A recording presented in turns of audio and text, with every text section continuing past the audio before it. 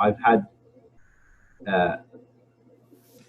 accommodation, and so I sometimes had different Sahaja Yogis stay around the house. So one day there was a Sahaja Yogini staying.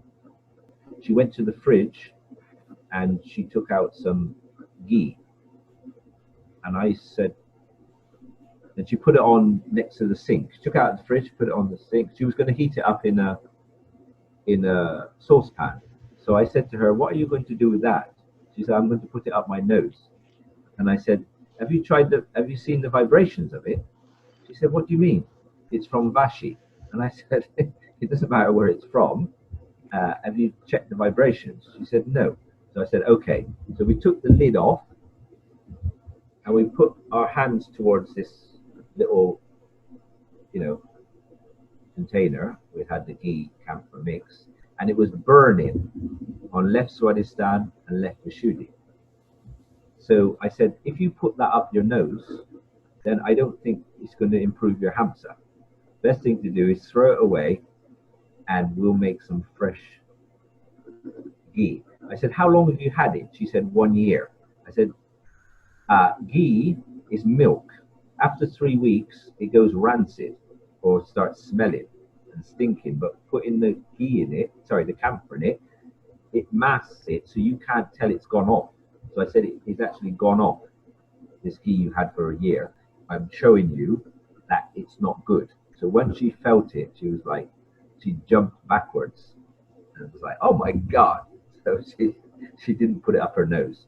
So what we did, we got some fresh butter, and we just took off the froth, and then she just used a drop of that in each nostril, and that was it.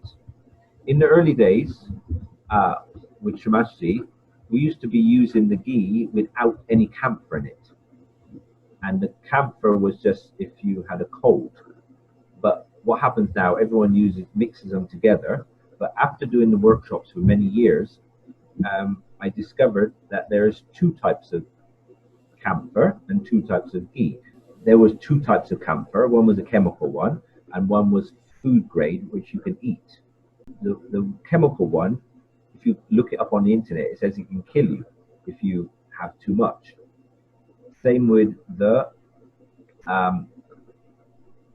ghee. Many people buy the tin.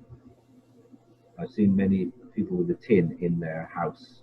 That has a chemical in it, and it stays for months without going off. I discovered one day somebody had, I went to their house, they said, we're doing the ghee camphor treatment, it's not working. Can you tell us what we're doing wrong? So when I went to their house, they had this tin, and on there it said vegetable ghee. Now, when I read the ingredients, vegetable ghee is palm oil. So they were putting palm oil up their nose. And the palm oil had a preservative in it. So I said, this ghee, which is vegetable oil, which is palm oil, we don't use that inside yoga. That's why it's not working. If you can't get hold of the camphor, it's also fine. You can make your own.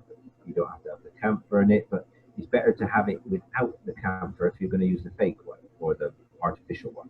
Video of Shri Mataji where somebody said, how much ghee should I use? And she said 1 or 2 drops. And then they kept going on, and she said, put the whole jug then, if you don't understand what I'm saying. 1 or 2 drops is fine if you make your own.